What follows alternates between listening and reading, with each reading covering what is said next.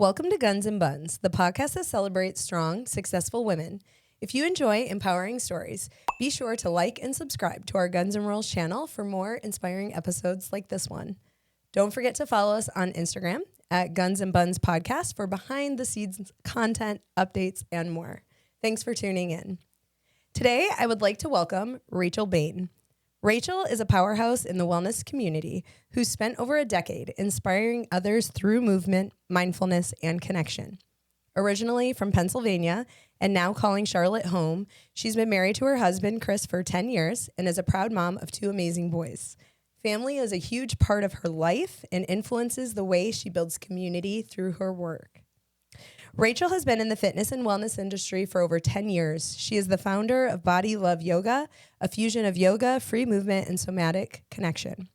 Rachel currently teaches at large wellness events, studios, private and corporate classes and events, retreats, and on-demand platforms. She teaches yoga sculpt, slow flow yoga, restorative yoga, power vinyasa, and strength classes. Rachel is also the creator of Glow Rave Wellness Events, which draw 150 to 200 attendees for high-energy, immersive experiences. And she leads both local and international wellness retreats that bring people together in powerful ways. Before entrepreneurship, Rachel was a licensed K-12 teacher for over a decade, which taught her valuable leadership, management, and the power of connection, skills that she now brings into her studios, events, and retreats. Rachel's certifications include NASM certified personal trainer, a 300-hour Yoga Alliance certified instructor, and a licensed North Carolina teacher with specializing in K-6 elementary and K-12 special education. Her accomplishments include former Division I soccer athlete, team captain, MVP, and scholar athlete. In high school, she was an All-American soccer player and a national qualifier in track and field. In teaching, she was awarded Most Valuable Teacher and Highest Student Data Growth. She has been featured on various media outlets such as WBTV, Charlotte Guide, Explore Charlotte, Charlotte Today, Strong Fitness Magazine, The Charlotte Observer, and more. Outside of her business, she loves spending time with her family, traveling, and being in nature, the beach being her happy place. Rachel loves curating the perfect playlist for her classes and events because, yes, she's convinced that she was a DJ in her past life. Rachel is passionate about building community, empowering women, and bringing people together through wellness experiences that feel both elevated and fun. I am so excited to welcome Rachel to the show. So welcome, girl. Woo, that's Thank a bio. Thank you so much. Wow, you are impressive. Thank you. Man. Well, so for those that are listening today, I met Rachel way back when I teaching at my previous school. Mm-hmm. And so we taught in the same school together. So it's been a minute since we've seen each other, but full circle moment. Yeah. So it's so awesome that you're here today. I'm so excited. So let's just dive in. My first question for you today is, can you share a little bit about how you grew up and how it shaped you today?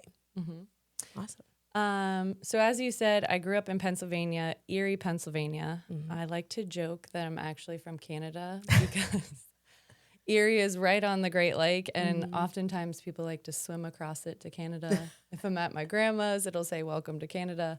And it's also a very snowy place in the winter. Yes. Beautiful place, but lots of lake effect snow. I think a couple years it was even like the snow apocalypse has come to Erie because they had so many inches in like a weekend. But yeah, so I grew up there, elementary school, middle school, high school. I'm the oldest of 3. I have a sister and a brother. And my father was a principal and coach. And my mom was a dental hygienist, little loving Italian woman, cutie. So I think both of their personalities really shaped me, my siblings. And like you said, I grew up playing sports, so that as well. Yeah. So that the sports track is probably what led you to your career choice today. Definitely. Yeah. Awesome. So tell us a little bit about like college. So like I kind of wanted to know, like you played Division I soccer. So do you want to speak about like where you went and maybe a little bit of background about that? Yeah.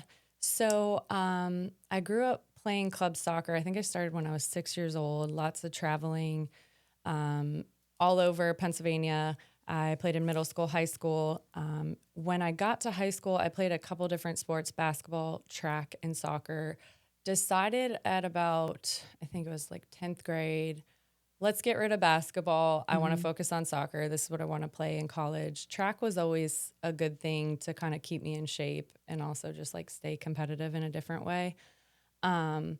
And then from there, I actually ended up playing on a club team for Cleveland. I played for the Cleveland Internationals. Aren't you from Ohio? Wow. I'm from Michigan. Oh, you're from Michigan. But oh, you're like, Sandusky. this is... No, okay. Sandusky. And so everyone's always like, Sandusky, Ohio? I'm like, no. Oh, okay. No, but go ahead. Sorry. Yeah, so I ended up playing on the club team there just to kind of enhance and bring me to light to get recruited. So I got recruited by a couple different universities, Division I. Actually played Division I at West Virginia University. Okay. I went there at the ripe age of like 17, first time away from home. I would say that was one of the most stressful times, just like away from home. I was playing soccer, I think, or working out 3 hours or 3 different times a day. I want to say it was 3 hours each time because that's what it felt like. Wow, yeah. But so we went through that. I gained a lot of experience from that. And honestly, after my first year, it was the first time I kind of was like, I don't know if I can like continue this for 4 years. Like it's a lot. Like keeping up with your academics. And honestly, I was doing fine in that. It was just the stress of like getting up at 5 a.m, practicing for 2 hours, showering, going to class all day, doing my homework. And we went to school for teaching. So at some point, student teaching, things like that, studying. And then in the evenings, I would have lifting for an hour, running for an hour, like making times, just lots of responsibility on my plate at a young age, just away from home without my parents. So I think it was the first time I finished the entire year. And it was the first time in my life I like called my parents and I was like, I don't know if I feel the same about soccer that I always did, which I was obsessed with it my whole life. Like, I don't think I ever said that.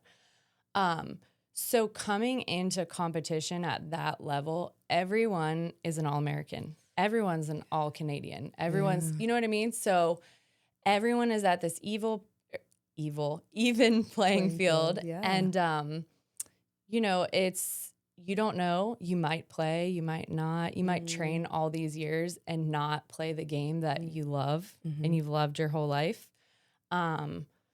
So from there, I told my parents, I don't know if I want to play anymore. Wow. And I just kind of had conversations with them. I think that was the first time I felt anxiety.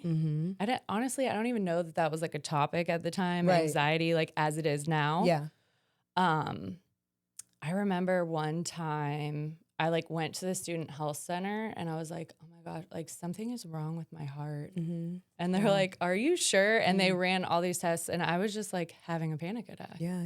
Because it was so much was on my plate at such a high level. So I talked with my parents and I had been recruited by so many different coaches going into college that I actually ended up transferring to a Division I, Division II school, which I found much more balance in.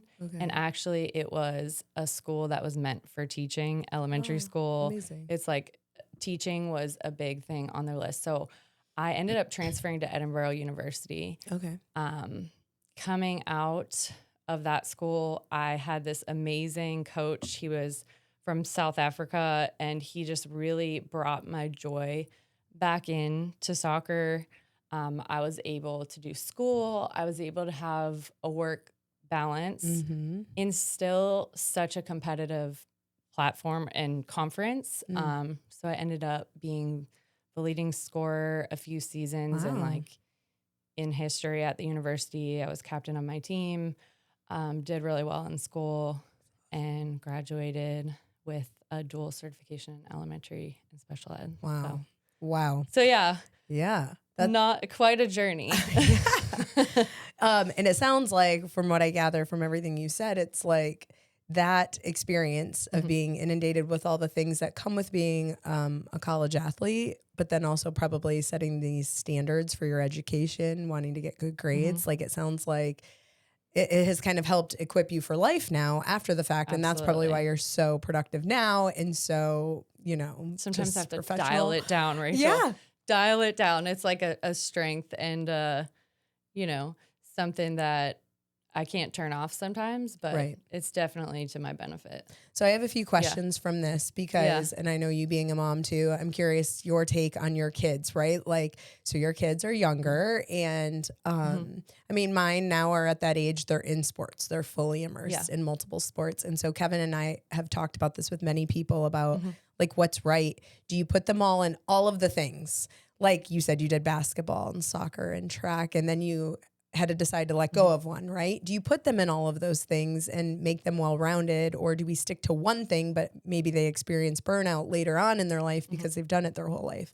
What's your take on that? And then we'll go back to some other things. So my take is making them well-rounded and also teaching them that their value does not lie in their performance. Excellent. So like I value your personality. I value you as a person. You score 10 goals, great. You score 1, you try your best. You're a good teammate. You try your best. Obviously, the end goal in sports is always, get a scholarship or play professionally or, go to the next level.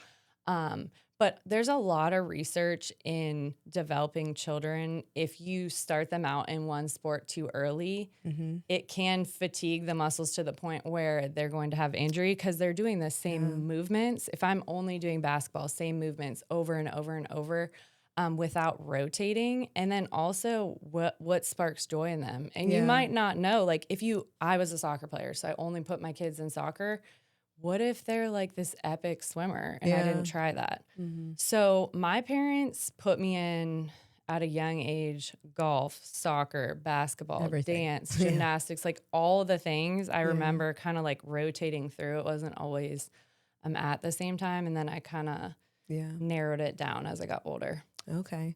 Yeah. And I was curious because like even at our gym, we see parents that their kids are competing every weekend in jujitsu or like they're just, jujitsu's everything. And my thought is as a parent, well, don't you think, I mean, they're a little young over time. I think one could burn out from that. So that's interesting. Sure. Yeah. We try to put ours in a little bit of everything to kind of just experience. But what I find is I think it's just so amazing to watch kids. They're so resilient. Like I look at what my kids are doing. I'm like, I didn't do that as a kid. Like I wasn't an athlete at all. And so to see that they're able to manage all of that in school, it makes me hopeful that one day they'll be like you. You or definitely they can are do all an the athlete. things. I've seen you lifting, girl. Don't even downplay that. Well, thanks so much. But yeah, so that's a good answer. And I was hoping you were going to say that because I think that's our take as parents. We want to encourage them to try everything. What sparks your joy? What brings you joy? And let's go with it. Awesome. All right. So then I was curious if you were going to say, because, your focus is yoga, right? That's your baby. That's your thing. So I was curious with the anxiety piece you spoke of. How did you find yoga along the way? Could you speak about that? Actually, in coming here and like kind of thinking about my journey on the drive here, that's kind of how I got into it. I feel like that mental piece. And with the anxiety part, I wouldn't even say I was like an anxious kid or, like I was diagnosed with anxiety or anything like that. I think that was just the point where I like boiled over. Yeah. Like my nervous system was like, oh my gosh, like this is too much. And it was one of those points where pushing through was not the thing to do. So after college, I was a teacher and I think I substitute taught in Pennsylvania for a little bit. And then I moved down here. I think it was like 2012 when I taught with you. So I got my teaching job and I remember something felt missing from that piece. Like I love to teach in every capacity, in every age. But maybe I missed that athlete part of me that was like, you graduate college and you're not a student anymore and you're not an athlete anymore. So you're like, okay, so not that just being a teacher isn't enough because we know teachers are superheroes. You're one too. But that piece was in my life the whole time. So I think I gravitated towards, I think I did like some private coaching for soccer, which kind of led to getting my personal training. And that's what happened first before the yoga training. And so in personal training, it felt really good to just be back in sport again, helping people get strong, confident. I think my favorite part of training people was they would talk to me in our like intake meeting of like their goals and things about themselves. And I would hear over and over how women were telling me like, I don't like this, like I have this, you know, these roles and I want to lose this much weight and this, that, and the other. And just my passion became them wanting to see themselves in a better light and gain confidence again. So that mental piece is really what I fell in love with.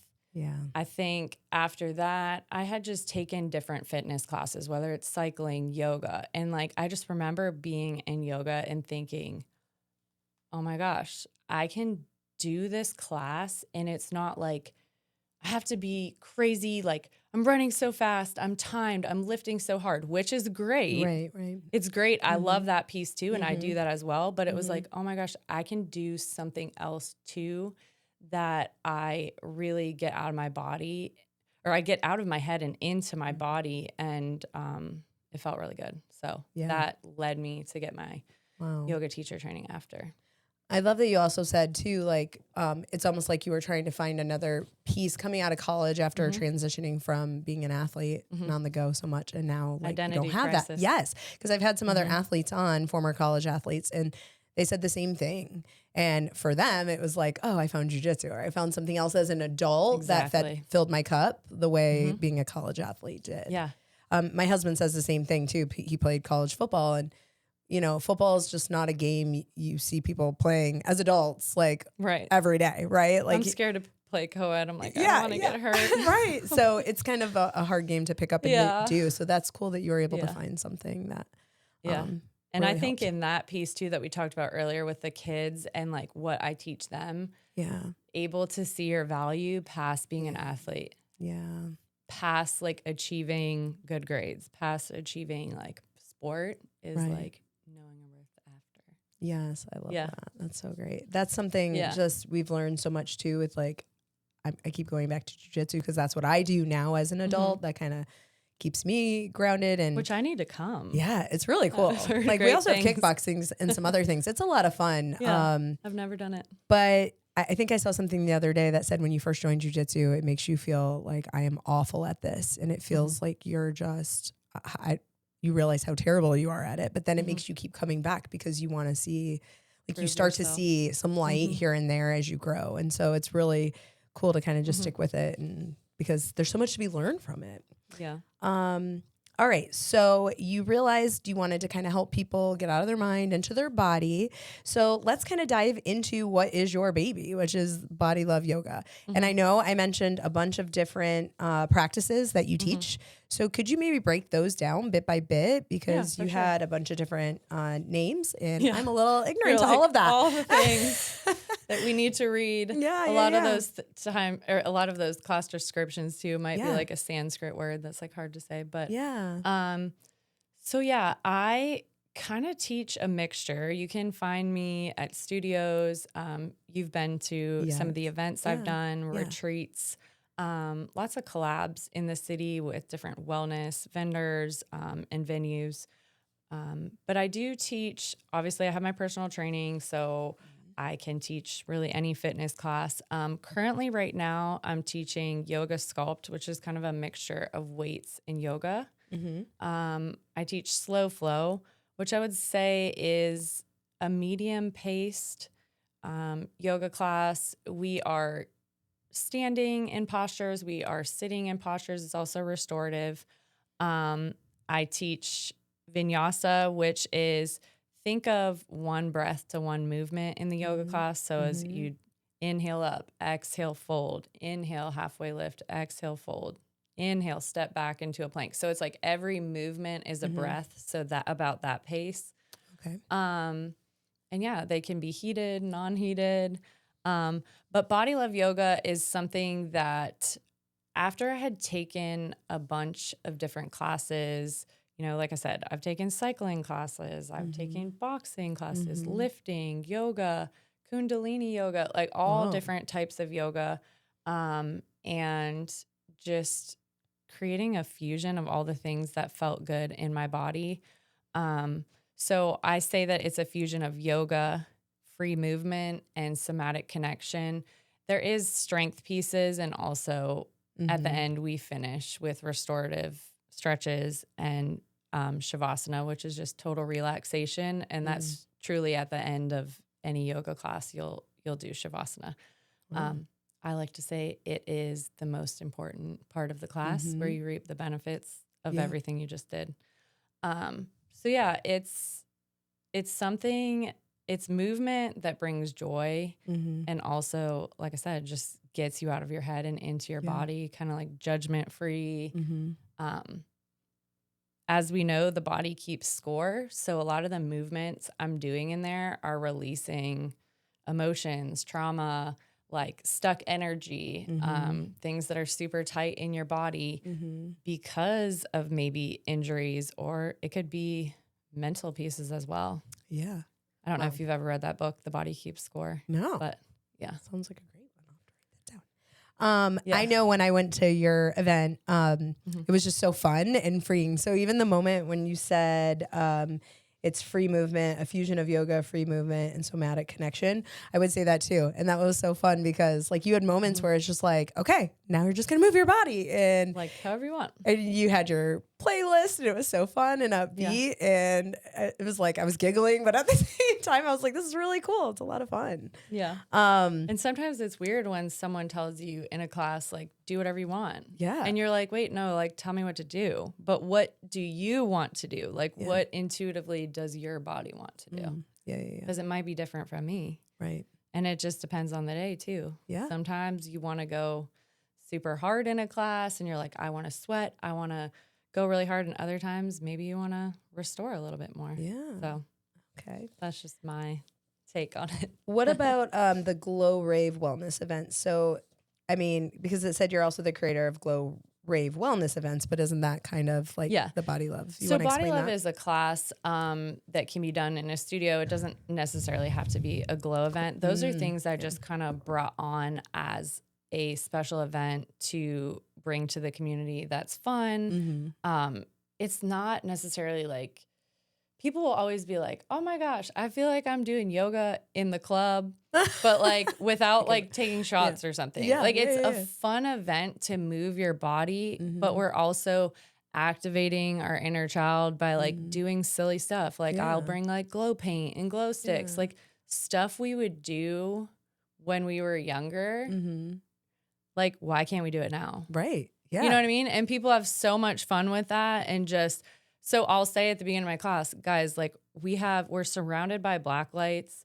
We have body paint on, glow stick. Like, don't take yourself seriously. Like, just have fun. Yeah. We bring in wellness vendors, connect the community that way with people that kind of tie in to wellness in different ways, whether it's like healthy foods or like a business coach, or it could be massage, chiropractic work, whatever it is.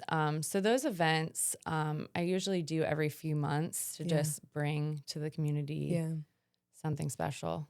So yeah.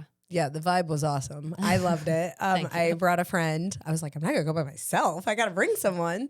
So that was awesome. And I can attest to the room was jam-packed. Like you were saying, like these events draw about 150 to 200 attendees. So that just shows, like as adults, like we even want to have fun and like put some body paint on and some tattoos. Can I tell you how that started too? Yeah, go people ahead. will always be like, wait a minute. Like, how did you even? Yeah.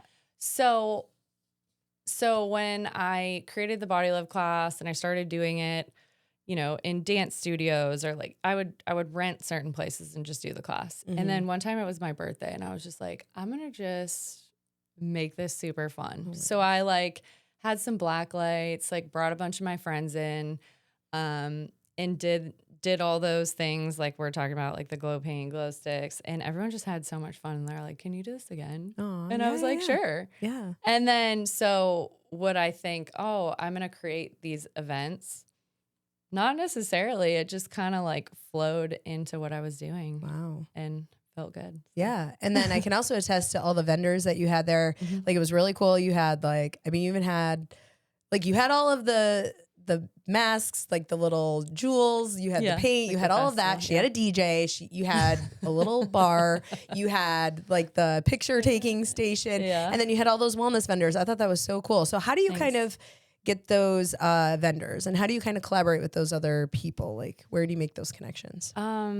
So I've done a lot of things in the community where I've collaborated, whether, I'll give you an example. Like yesterday I did a collaboration with Chili Coffee Club, and they do sauna, cold plunges, wellness vendors, and yoga classes, and a run club. Wow. So I do a lot of networking when I'm at these events or teaching, and people just kind of reach out to me, or clients of mine that have come to events that maybe have their own businesses, which I am a full supporter of. Being an entrepreneur is just like, how can I support you? How can we grow together and make our community better? Yeah, that's so awesome. I know. And when I was walking around, I was like, oh my gosh, this is so smart with the vendors. I'm like, I need to network. This is amazing. Like, what can I do? Do you want to be on podcast? You know? Oh, that's awesome. Yeah. So that's cool that you can kind of use that. You guys can help each other. Like, especially since you're in that same realm of wellness. Yeah. I was going to say, and I always say I want to grow not by climbing a ladder and like knocking other people down. Like I want to get to the top by myself. Yeah. It's like, I'd rather grow and like intertwine. Sorry if I messed up my mic. It's okay. Like intertwine as we're growing together. Yeah. Because why not support each other? And I know. Yeah. Just bring it all together. And that's ultimately what I want to do with this podcast, right? Like, look at all these badass women, and then like, hey, why not celebrate each other, right? Because we're all doing great things. Out of all of those different practices that you've mentioned, which is your favorite to teach, would you say? Because they all Let's see. I think I have a couple favorites, and I'll tell you why. So I'm all about being balanced. Like I said, when I was an athlete, I overworked myself like crazy, like always going. I didn't even do yoga in college, which I'm like, dang, I could have been so much better if I did. Yeah. But in my week, I like to have strength training and then different types of yoga throughout the week. Obviously, I love Bodhi Love because I created it. And that, like I said, is just joyful movement. It gets you in shape, it gets you stronger, it gets you more flexible, but also brings in a lot of the free movement and emotional pieces, mental pieces, mindfulness. My second favorite, I think, would be slow flow. Slow flow is like a medium pace. I feel like it's good for everyone. It's not usually heated. I can do it anywhere, whether I'm collaborating with pickleball and we'll do like a slow flow class in pickleball. It really opens up the body. You're doing standing and sitting postures, but also works on mobility. Okay. And is restorative. And my other favorite would be restorative, because I don't know if you've ever been to one, but I use a lot of props. Okay. So a bolster in yoga, it looks like a pillow. It's just kind of like a long pillow. So we use the pillow to get comfortable in class in different postures, as well as the blocks and straps. This is so good for you just to open your body. We hold the stretches for like 3 to 5 minutes. Wow. Yeah. And whenever I'm at gyms, I'm like, I know y'all are not holding your stretches after you work out for even 30 seconds. Yeah. So it's like even good to bring into your body even once a week, just like super deep stretch. Yeah. So I like a combination. Yeah. One of the girls I had on the show, Hannah Preservati, she owns Tenacity Strength and Conditioning. And so she works with a lot of athletes. And I've done a couple of Saturday classes at her gym. And I was noticing with myself, even, I'm like, the balance piece is, I struggle to balance. You tell me to balance on one leg and I'm all like, whoa. So I'm wondering how important that is for an athlete, like lending itself to my jujitsu. Like, how important is the stretching piece, would you say? Because I think I always skip that too. When I was a runner too, I would skip the stretching part. So how important is that, would you say, to being a solid athlete? So I would say before a hard workout, I like mobility type movements. Like I'm warming up to get the heat built in my body, my heart rate up, but I'm also doing like I'm stretching while I'm moving and kind of just working on that mobility piece. I'm not really static stretching. And then I feel like after a workout, really deep stretching is so important. And then just mixing in yoga. I always tell people, so I work at Burn Boot Camp Corporate. So a lot of their members are doing boot camps 5 days a week. You know what I mean? So like they don't need me to come in and do a power flow. They need restorative yoga. They need mobility. So I always say to them and athletes, if you want your deadlifts to be more effective, if you want your squats to be more effective, everything you're doing, if your hips are tight, you're not getting into the lift properly, and you don't have the depth, right? So the more you open your body and create this space, the more effective the lifts are. And to be honest with you, I'm in my 30s and I think I'm in better shape now than when I was a college athlete. Wow. Because I've incorporated these things. Yeah. And I know it's so important because with me I'm in my 40s, young 40s now, and it's that's another thing. Like you mentioned the explosiveness too, right? Like with jujitsu, I feel like I'm a little slower because I'm a little older, so I'm not as quick as some of these girls when I'm coming up. But so I know it's so important that I probably need to do a little bit more of this to kind of open myself up. And like before we go on, like in a tournament or something like that, we're always like, you gotta get hot. You gotta almost break a sweat before you're about to go on, because you can't just go out there cold turkey and just expect that your body's going to perform. Exactly. So it sounds like it's really important. One thing I loved about your class was at the end, and this might go back to that really difficult word you were saying that I'm not even going to attempt to say, but you meant, is that you kind of did an affirmation piece. Does that kind of go along with that? Like the closeout where I just did it. I just do that on my own. So Shavasana is the Sanskrit word for just restoring, basically. Okay. So at the end of a yoga class, they'll say, okay, make your way into Shavasana. And that literally means just do nothing. Close your eyes, lay there, get comfortable. And like I said earlier, just really reap the benefits of everything you just did, all those movements. Just be still, right? Yeah. So you always end a yoga class with that. But since Body Love is really about loving yourself, mind and body, I like to end with something that is like positive affirmation. So as I said at the end of that class, I think I said, I'm going to close with some affirmations. I'll say them aloud because sometimes it's hard to come up with them. And I'll say, you can either repeat them mentally, you can scream them, or you can just sit there and listen and whatever. And I'll do that at the end of those events. And I will end up getting like the whole crowd to say like, I am worthy. Yeah. And that powerful energy that like comes through after they've moved like that and released things in their body is like so powerful. Yeah. It's like a spiritual moment. So I think that's what you're talking about. Yeah. It's amazing. I love that. And going back to the teaching aspect, like saying how like being a teacher kind of equipped you for like your events and things that you do now, like that's what we're doing in schools now too. We're talking about like giving affirmations to each other, like to other kids, or even giving affirmations to yourself to motivate yourself, right? Because I think sometimes kids have a deflated picture of themselves, of like who they are. So I really loved that. I thought that was really cool. How much prep time do you need before like these events? Like, I mean, because like the one I went to seemed really big. So like, it seems like it takes a lot of work to organize that.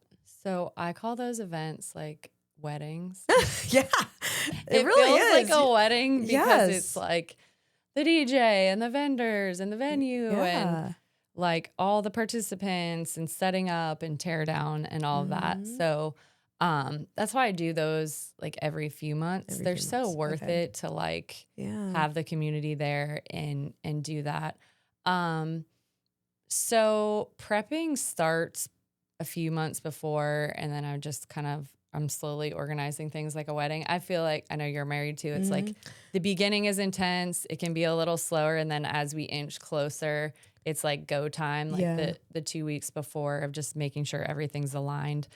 But I do spend a lot of time, even if it's that event or a regular class, on like playlists and movement and things like that, and getting myself in the right energy before I teach, because I'm trying to make people stronger and feel good. So just like taking a moment to kind of ground myself. And then also choosing music intentionally for energy. So like, you know, at the end of class, I'm not going to be playing like a banger that's really elevating your energy.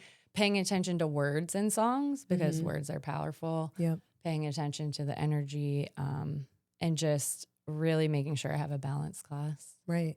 Well, and it has to be a lot, because if you're the one behind the scenes making all those things come together too, but then you're also performing in a sense in front of a crowd of people, that has to be a lot to manage. So is there a team of people that kind of work alongside you? Yes. I usually have people helping me with check-in and kind of facilitating the event, because obviously at events, fires can come up. It could be something as simple as like the card reader's not working, or someone didn't deliver this or whatever.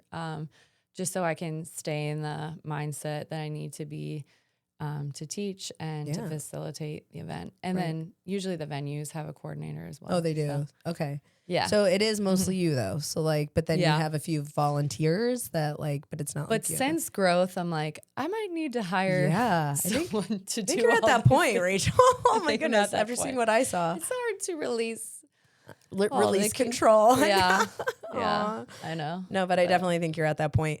What about one thing I've been really intrigued by with you, and this was one of the reasons I wanted to reach out to you, because I'm just floored by this.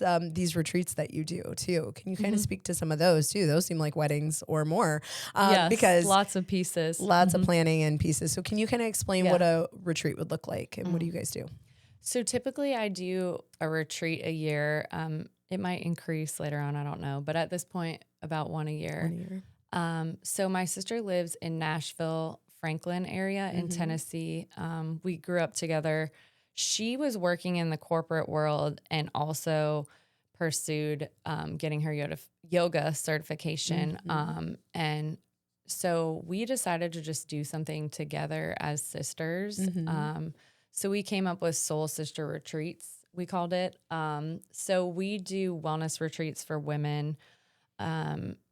Obviously, we're both yoga instructors, so we bring that into as one of the pieces, but they're weekends centered around nature, healing, connection to other women. And we have people from all different religions, states. Like we have people, I've had people fly in from New York City or California or Denver,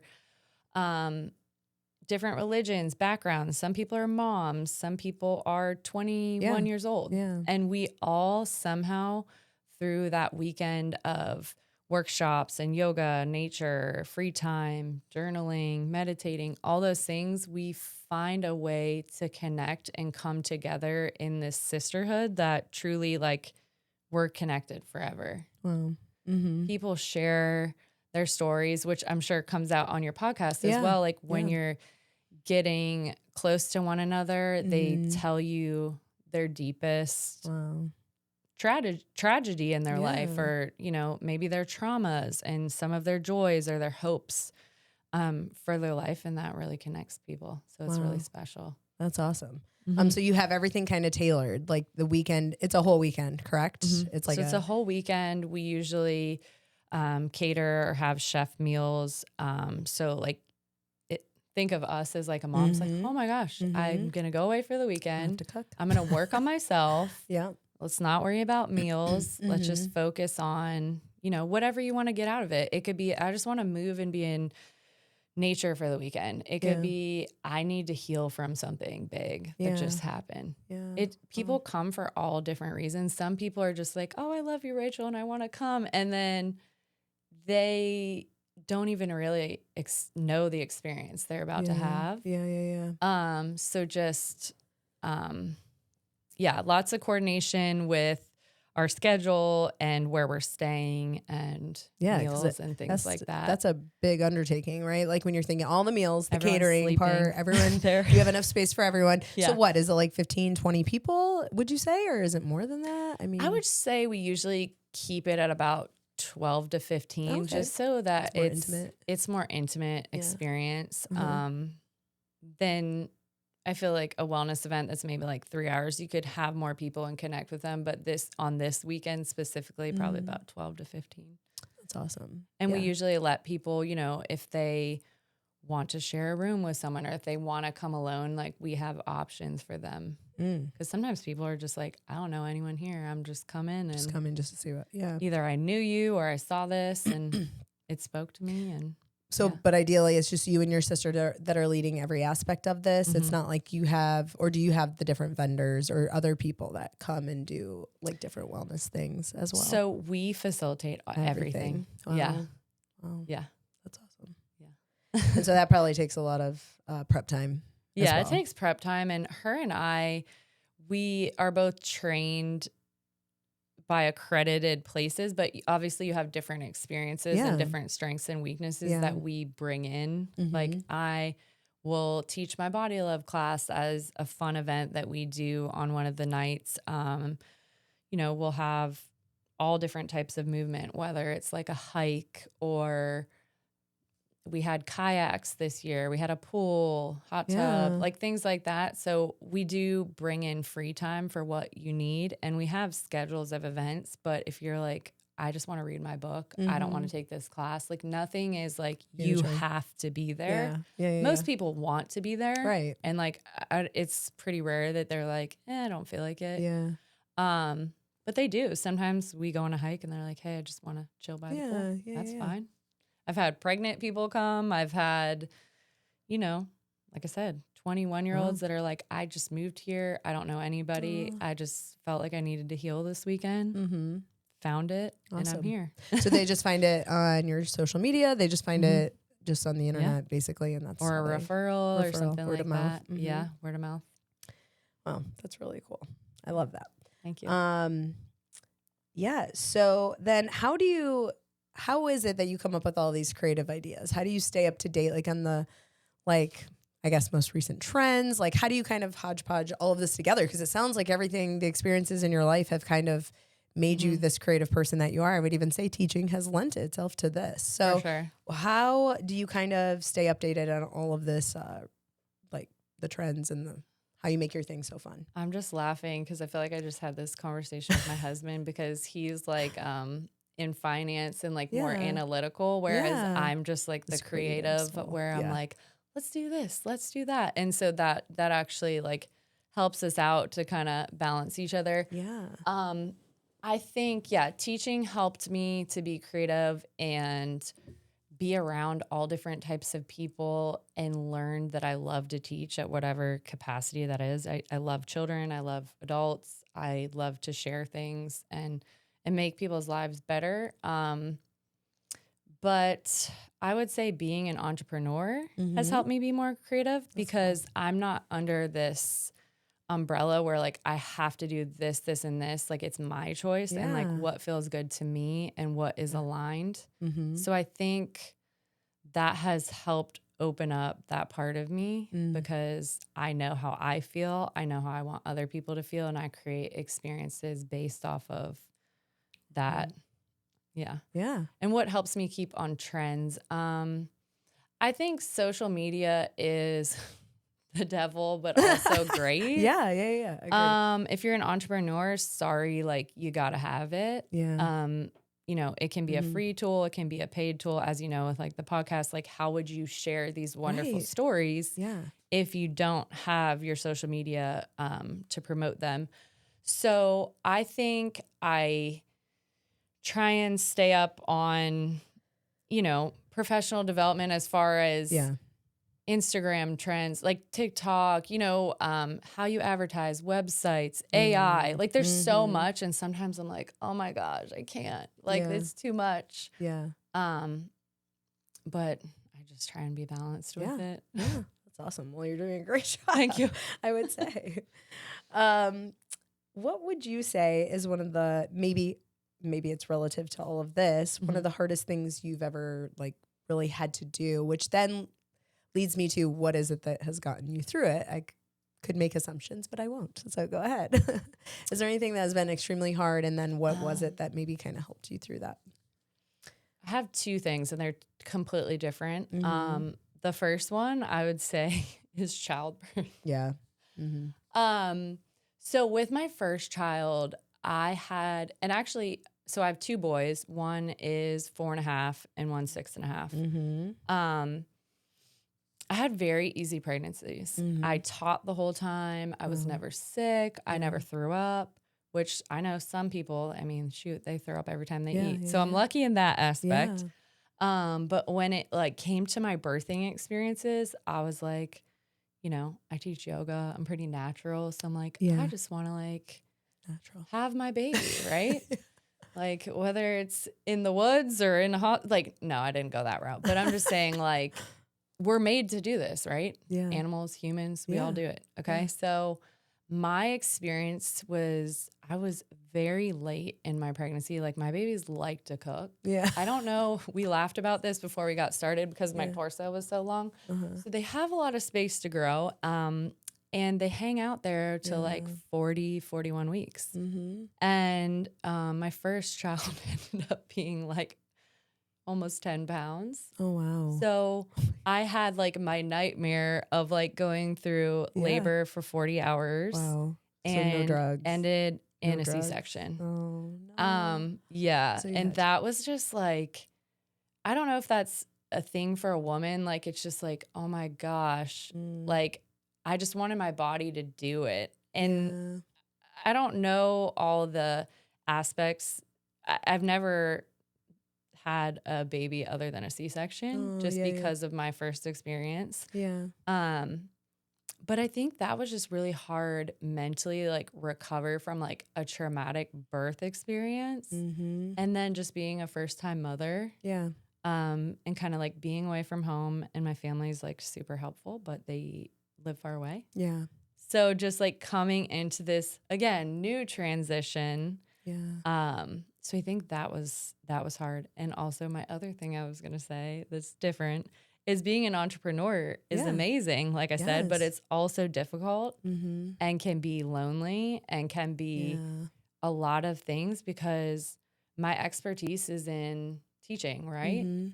But I have to wear so many hats of like marketing and like CEO and like finance. And it's like, I didn't go to school for this. Like this is not what my experience is in.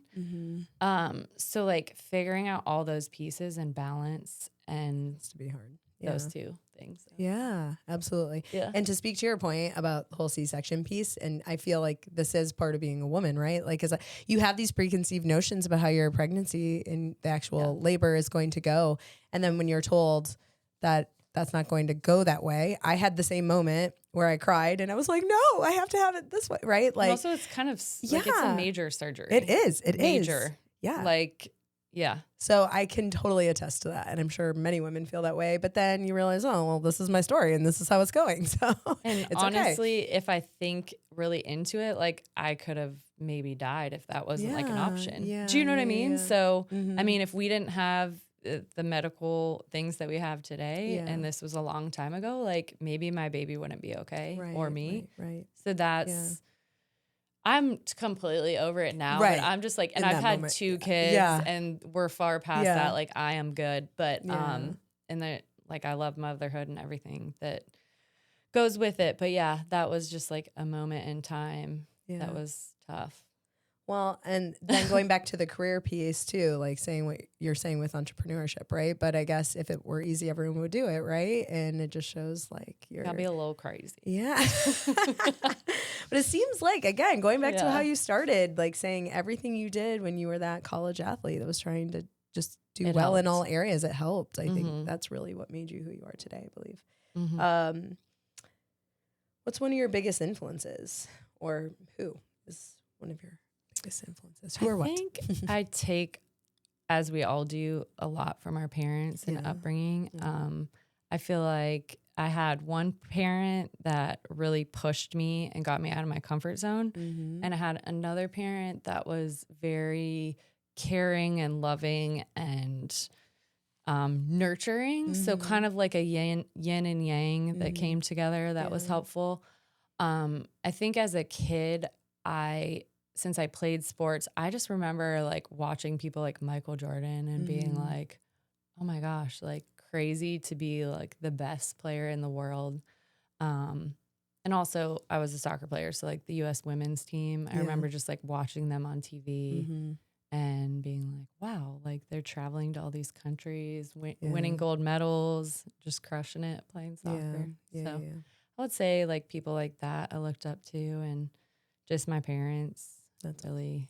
And if your dad was a principal, I know the hard work ethic too is probably there too. So that's thank part of goodness he was not my principal.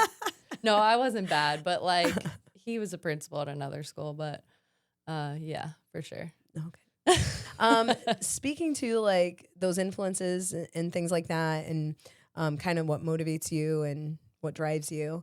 What are some things you do for motivation? Like with like even those retreats you were speaking to, like maybe it's journaling, reading, like what are some things you do besides working out? Like, I mean, maybe that's part of it too, but like, what are some things you do that help you keep motivated, balanced, all of these things? So I feel like it was different pre-kids because I always say to my husband, like, how did I think I was busy before I had 2 kids? Right? So I think for me now is waking up earlier than my kids. Like obviously sometimes I sleep in, but like trying to have like an hour of time in the morning before everybody needs me to like be mindful. Maybe it doesn't look the same every day, but like have coffee on my own. And a lot of times I'll do like a meditation followed by journaling of some sort. And maybe it's just like downloads that come into my mind from like being still. Like it could be like ideas. It could be like things I'm grateful for, or just really anything that comes out. Like it's kind of like a brain dump, you know? Yeah. And so I do that. And then I try to get outside and also get my workouts in. Like I said, I usually do a combination of strength training, yoga, you know, all the things. Do you do that every day? Like how often do you work out or like lift, I would say, during the week? I would say I lift probably 3 days a week. 3 days. And I'll just say, like, don't be afraid of heavy weights. Like, you know this. Yes. Like lifting heavy and really eating. I think eating and getting your protein in, getting the calories in. Right. I think we were kind of brought up on this, like, don't eat this many calories, or like low fat, like big, just fill your body with things that are good for you, with nutrients, with protein to help build that muscle. And then I would say I do yoga or some kind of movement like that, probably twice a week, and then like 2 rest days. Okay. But I might take a walk, or I might, you know, do a restore class that's not like burning crazy calories. You know, it's just like I'm restoring to open my body. It's not necessarily like a strength training day. Yeah. So do you still run too? Not as much, or? Not as much, but I was just talking to someone about this the other day. I enjoy like an outdoor run. Hate treadmills. Sorry. Like treadmills, but no.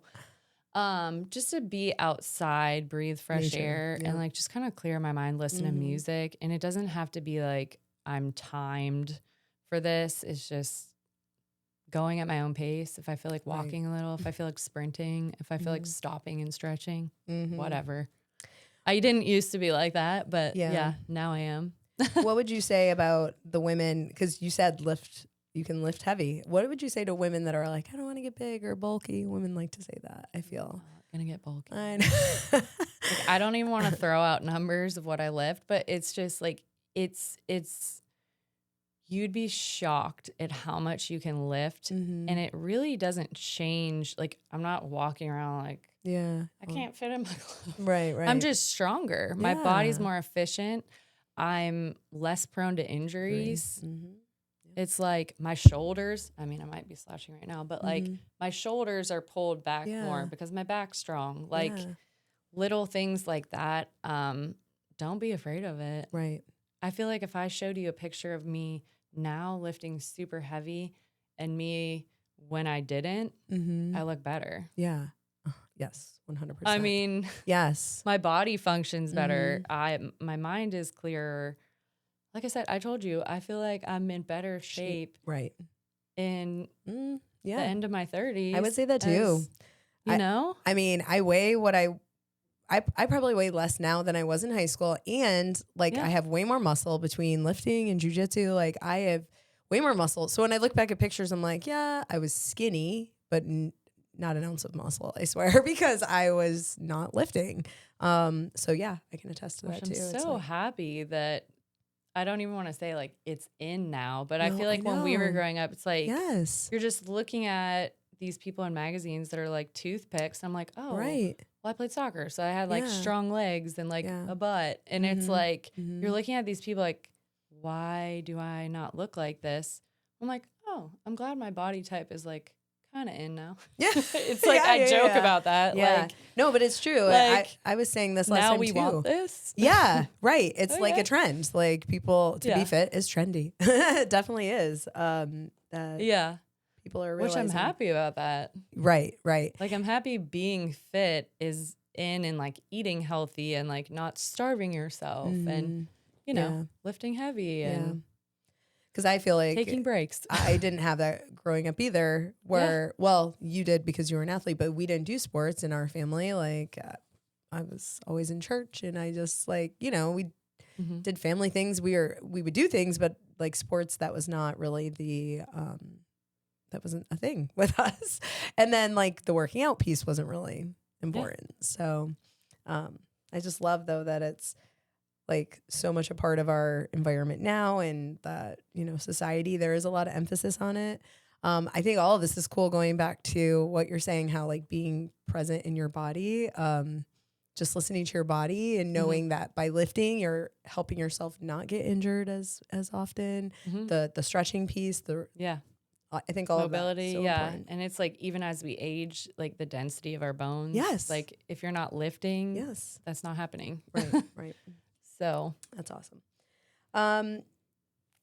Did you ever imagine yourself being where you are today? I think we kind of talked about that earlier before the show, but I don't think like specifically exactly what I'm doing. Like I said, like if you said 10 years ago, like maybe when we were teaching together, like, oh, you're going to do this, this, and this. I'd be like, what?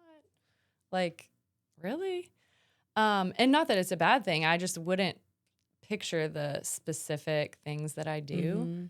But I think I always had this drive in me. I think I always had this healing spirit in myself that wants the best for other people and wants them to live in their authentic self. So I think I'm surprised at maybe the specifics, but not overall. If that makes sense. Yeah. Well, and just like you entered teaching to make a difference in the lives of kids, you're still teaching, but now it's through adults and you're empowering other people. It's just, and also like people will be like, do you miss teaching like as in elementary school? But since I have kids now, it's like I'm kind of teaching them every day. Right, like, right. So, and I was fortunate, you know, to stay home and raise them when they were younger as I was creating all of this. So that's awesome. The teaching helped with that too. I love it. Well, you just exude radiance and positivity. I love everything about it. What about success and strength? Because that is the premise of this podcast. So what does strength look like to you and what does success look and sound like to you? I'll start with success. So I think success, it changes over the course of our life. Like I feel like when we were younger, we looked at it as maybe like, oh, you have this financial piece. And for me, it's having joy and balance in all your life. Like you want to have enough money to do the things you want to do and feel abundant, whatever that looks like for you. But having a balance for me in particular, like I have a husband, friends, family, kids, like having that balance where I feel like I can be present and be abundant in all those areas. Yeah. So that's what success looks for me. And then what was the other word? Strength. Like what Strength. does strength look like to you? I think strength, what that looks like for me has also changed. Like when I was an athlete, it's like, I always have to win. I always have to be the best, the fastest, like go hard all the time. Right. And so strength for me now is listening to what I need. Okay. Yeah. So that might look like a really hard workout. That might look like sprinting. That might look like taking a vacation. That might look like getting coffee with a friend because I know that's what I need to have strength. Right. You know, like just confidence in knowing who I am and staying true to that, I think is strength. Yeah. And not proving it to anyone else. Like, I don't care what you think or what you need. It's, I care about other people, but I mean, just filling your cup in order to heal others and be there for them too. Right. And going back to what you were saying earlier about those things that you do, like whether it's meditation, journaling, brain dump, like it's probably in those quiet moments where you actually take time because you're listening to your body. You know, I need a rest day, or I know I need to do this thing, or go chat with a friend, like even get away from the mom responsibilities. Like you probably need those moments. And it's probably in those quiet spaces you find the creativity too, right? Like that those ideas for your classes and retreats. It is. I would think. I think so often as moms, we have that mom guilt of trying to take time away from like family to like do what you need to do. And a lot of moms also don't make time for themselves to work out, or, you know, they put their physical aspects on the back burner because of all of the things their family needs. Yeah. But I think that's where they're going to be able to find what they need, right? And it's like moments. If you don't take those moments, you're more likely to snap. You're more likely to not be present because you have all these things going around in your brain. I need to do this, this, this. If you don't take care of yourself or those things, then how can you be a present mom, which is the goal, I think, for all of us. Yeah, absolutely. What is something then, I think I've heard you say it numerous times throughout this episode, but what is something you would want a listener, someone listening to this conversation, you would want them to take away from what you're bringing to the table today? I think, so my friends always bring this quote that I say out a lot.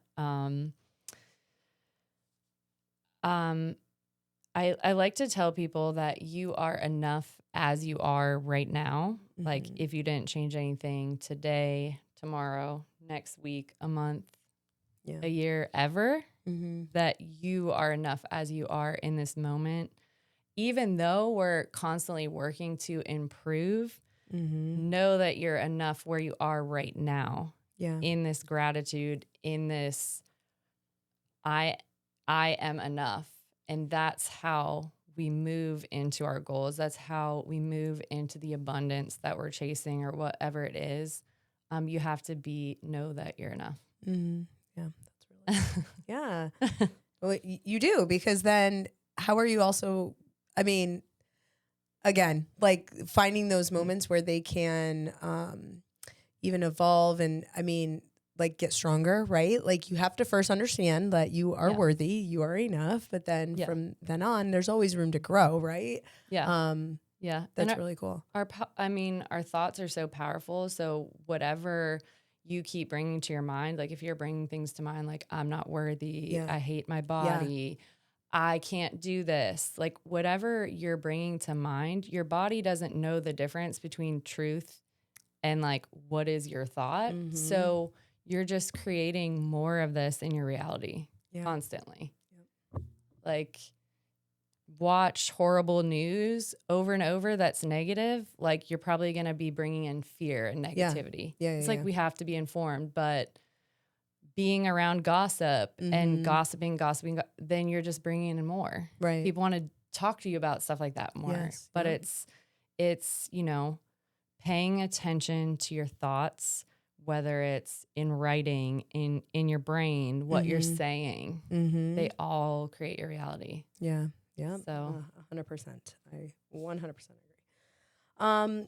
So as we near the end of this, is there something like a big goal or something that you're working towards, or like that's on the horizon that you don't mind sharing about, or for sure. where do you see yourself, I guess, in the future? I see myself continuing to make these amazing events for the community, whether, the Glow Raves are a thing. I will absolutely continue. Just cool collaborations with other people in the wellness community. Something I was so excited about yesterday, I collaborated with the music festival Breakaway. Oh, cool. That was in Charlotte, and they were at the event that I taught yoga at with the Chili Coffee Club. So events like that with other entrepreneurs in the wellness space, obviously retreats to come. And then end goal is I would like to curate a home base space for everyone to come to, that everyone's welcome to. That's just kind of a mixture of all the modalities that I think people need to thrive. Wow. That's very audacious, but wonderful. And I know you're going to do it. I mean, just seeing what I've seen, that's amazing. Where can people find you? Like learn more about your events, if you don't mind plugging, whether it's a website or socials. Like I said earlier, social media is your friend. Yeah, for sure. I would just say follow me on Instagram. It's just my name, Rachel Behn. But on there, I'll usually post like monthly calendars where you can find me, whether it's at studios, pop-ups, events, retreats. And then I'll always have links that you can sign up for tickets and things like that.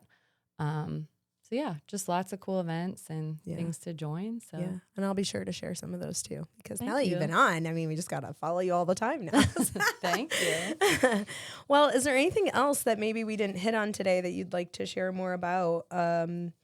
I mean, the teaching piece, I mean, sounds like it kind of really set that scene early on too. And I'm glad that's how I got to know you too. It's I know. Teaching is amazing. Like, I mean, my kids that grow up to be these amazing adults too, and their parents, and then like the teachers that I work with. I joke that CMS is such a big district, but yet I feel like I know a lot of people. After you've been in it long enough, you meet a lot of cool people. I always say too, like teachers can do anything. Yes. I mean, podcasts. I know.